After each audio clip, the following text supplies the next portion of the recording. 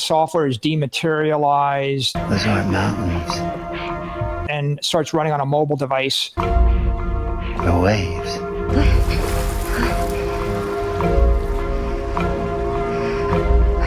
Facebook built a surfboard. That one's moving away from us.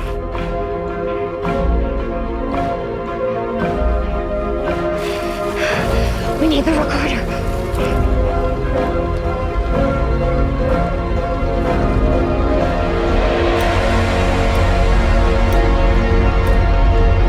Brand Doyle, back to the Ranger now.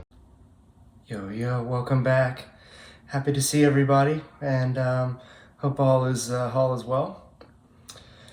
Today I just want to cover a couple things in regards to the competitive advantages, these benefits that are going to lead to this wave of businesses, companies, governments, organizations, and all in between heading to Web3 on ICP. And found a couple statistics today after digging into this a little deeper, and the first thing that I noticed is, I guess I'll put it up here, there is a barrier to entry just to, it looks like even just to have cybersecurity cost around $2,000 per month. I'm not a computer expert, but I'd imagine that's because your lines of your feeds and all of your content has to be kind of like filtered and ran through. It looks like that was for outsourced, so obviously there's some third parties involved, so this is a pretty serious thing. So your overhead, automatically your business needs to be making at least $2,000 to be able to afford the security just to operate. That's a barrier to entry. That's a burden to free business and something that needs to be eliminated. So I'm happy to report that on Utopia, for example, which will be run on things like Starlink, that the reduction in cybersecurity cost is going to be up to 20% of the total IT expenditure.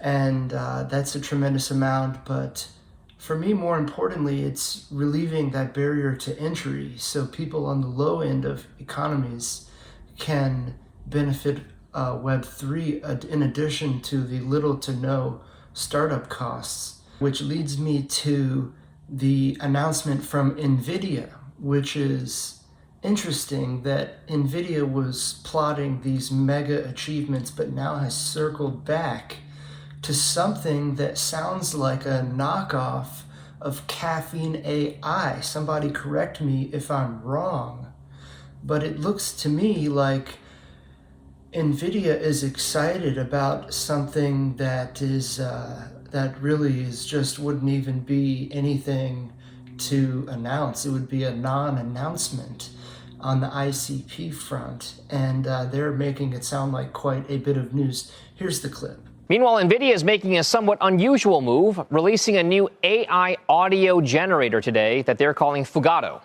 Deirdre Bosa joins us for today's Tech Check. And Dee, how does this move fit into the company's larger AI strategy? It's now a product and not just the infrastructure that goes into it.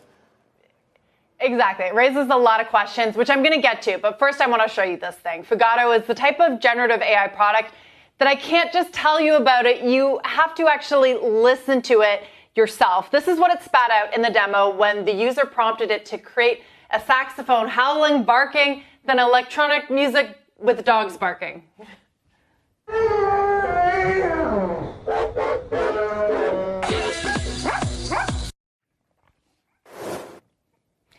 Yeah, so not that hype of a release, like a pretty dull announcement and something you could have easily, like even a disappointing type of release would have been for ICP.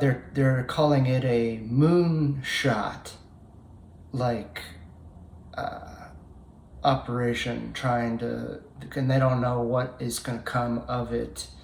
But I much prefer what's going on in our Web3 world, but I wish them well. And this just shows you that there's pressure on AI from all directions, and I guess we should welcome that, because ultimately we think ICP is going to be the landing pad for AI after the survival sort of the fittest is over and the features and benefits of Web3 are sort of realized on internet computer.